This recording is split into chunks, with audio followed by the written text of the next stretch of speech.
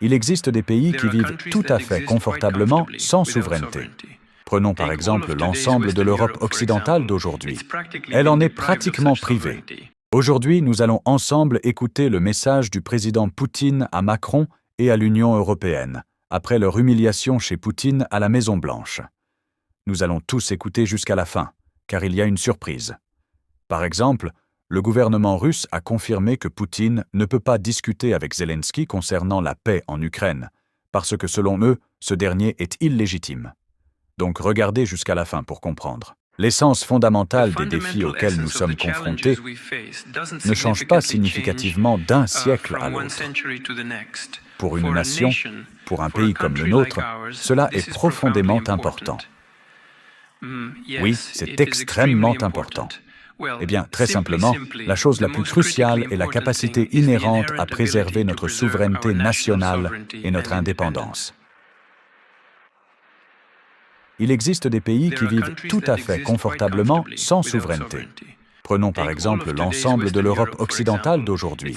Elle en est pratiquement privée. Et il y a beaucoup d'autres pays qui se portent très bien.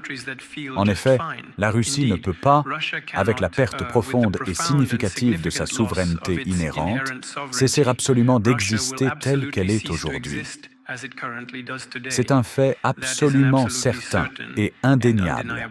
Et pour assurer véritablement notre souveraineté vitale, pour garantir authentiquement notre existence continue et permettre notre développement futur, nous avons indéniablement besoin de surmonter efficacement les nombreux et complexes défis que les formidables épreuves que les temps en perpétuelle mutation apportent inévitablement.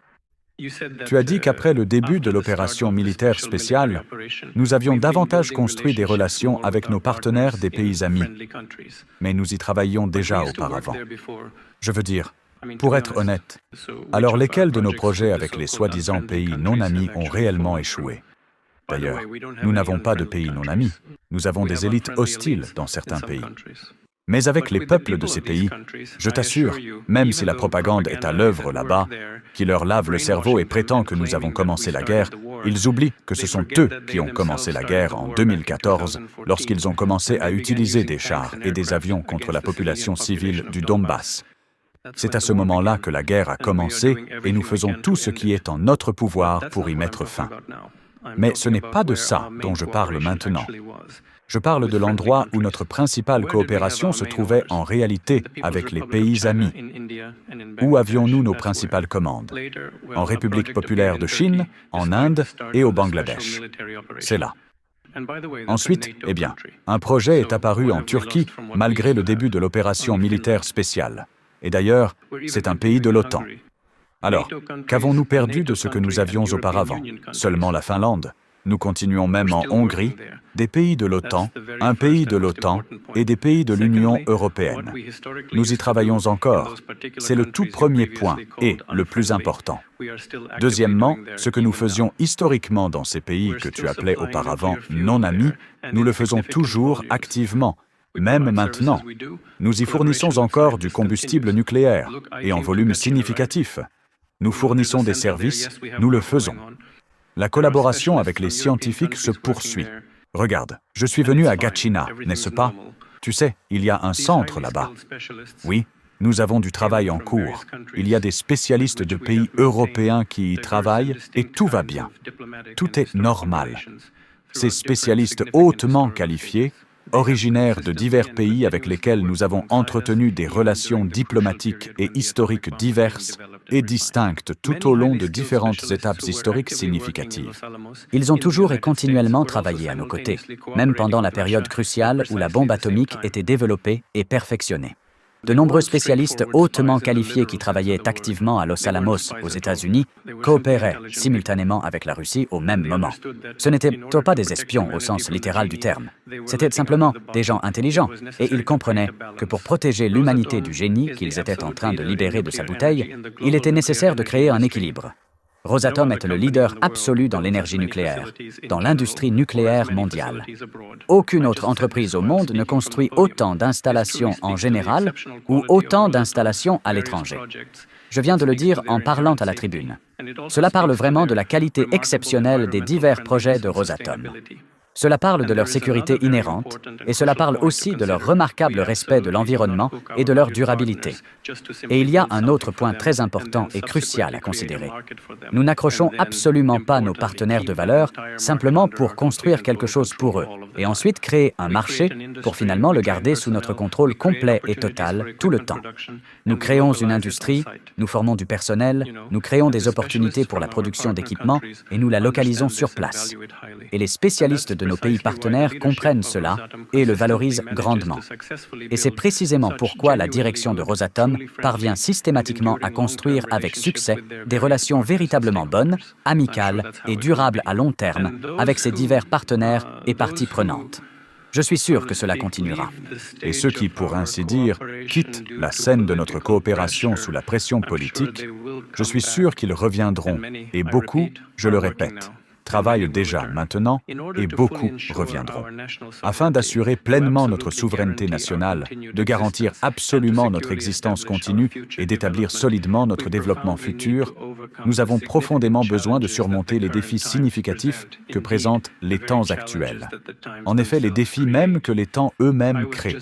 Je parlais justement récemment avec vos estimés collègues, les employés dévoués de Rosatom, qui ont bravement pris part active aux opérations de combat et se sont battus de manière des plus héroïques, et malheureusement, certains ont subi des blessures très graves et invalidantes. Que veux-je dire ? Chaque mois, et je n'exagère en rien, et ce depuis 6 mois, c'est certain, les conditions et les méthodes de conduite des conflits armés ne cessent de changer et d'évoluer. Si vous prenez du retard ne serait-ce que quelques semaines, les pertes augmentent brutalement. Le 24 août, c'était la fête nationale de l'Ukraine. Cela fait 34 ans que Kiev s'est déclaré libre, libre de l'ombre de Moscou. Pourtant, cette ombre semble plus longue aujourd'hui qu'elle ne l'a été au cours des 3 dernières décennies. L'indépendance en Ukraine, en ce moment, est moins une question de défilé que de survie. Et pourtant, il y a à peine 10 jours, on parlait de paix. Je parle du sommet de l'Alaska. Il suffit de regarder le week-end dernier. Le président ukrainien Volodymyr Zelensky s'est adressé à la nation et il était resté aussi inflexible que jamais. Combien de fois avons-nous dit que nous voulions le silence, que nous voulions la paix, mais une paix digne et globale? Et c'est pourquoi nous comptons sur la force du monde entier. C'est ce qu'est l'Ukraine maintenant. C'est ce pourquoi l'Ukraine ne sera plus jamais forcée de ressentir de la honte dans l'histoire. Nous n'avons pas gagné la guerre, mais nous ne l'avons pas encore perdue. Telles étaient des paroles. Et cela montre que l'Ukraine n'est pas encore prête à renoncer au combat. Et Zelensky a ajouté autre chose. Il a dit que l'Ukraine voulait la paix, mais qu'elle voulait aussi un avenir qui puisse être décidé par les Ukrainiens. En d'autres termes, le leader ukrainien a signifié qu'il ne serait pas un pion dans les pourparlers de paix de quelqu'un d'autre. Mais voici le problème. Même s'il y a des pourparlers de paix, la Russie n'est pas disposée à les avoir avec Zelensky. Parce que selon Moscou, Zelensky est illégitime. C'est le mot qu'ils ont employé. Ils ne le reconnaissent pas comme le président de l'Ukraine. Nous aurions besoin que tout le monde comprenne très clairement que la personne qui signe est légitime. Et selon la constitution ukrainienne, M. Zelensky ne l'est pas en ce moment. Le ministre russe des Affaires étrangères, Sergueï Lavrov, en a parlé. Il a dit que Vladimir Poutine ne peut pas s'asseoir à une table de négociation avec Zelensky, car qui signera l'accord côté ukrainien? Cela jette une nouvelle clé dans les travaux des pourparlers de paix. Clairement, l'activité diplomatique intense ne fonctionne pas. Et pendant que les politiciens échangèrent des mots, les militaires continuaient à échanger des coups. D'abord, la Russie a lancé un barrage d'attaques aériennes sur Kiev le jour de son indépendance. L'Ukraine aurait riposté. Moscou a accusé Kiev d'avoir lancé des vagues de drones dans l'ouest de la Russie. La revendication la plus dramatique fut celle-ci, une frappe sur la centrale nucléaire de Koursk. À seulement 60 km de la frontière, un drone aurait touché un transformateur auxiliaire. Accusation russe d'attaques ukrainiennes contre des installations nucléaires, Kiev ne commente pas et ne dément pas. Le vice-président américain J.D. Vance affirme que la Russie a fait des concessions significatives après le sommet d'Alaska, en montrant une flexibilité sur certaines demandes fondamentales. Les concessions concerneraient des discussions sur les garanties de sécurité pour l'Ukraine, un concept vague qui n'engage pas Moscou, mais permet à Washington d'afficher des progrès. Le Premier ministre canadien Mark Carney évoque l'envoi possible de troupes canadiennes non combattantes en Ukraine, créant à la fois un espoir pour Kiev et un casse-tête pour l'OTAN. La situation reste bloquée. Zelensky maintient sa position inflexible, Moscou refuse de le reconnaître, et les combats se poursuivent sans changement majeur sur le terrain. La diplomatie stagne malgré les annonces. Les pourparlers de paix butent sur les mêmes obstacles depuis des semaines.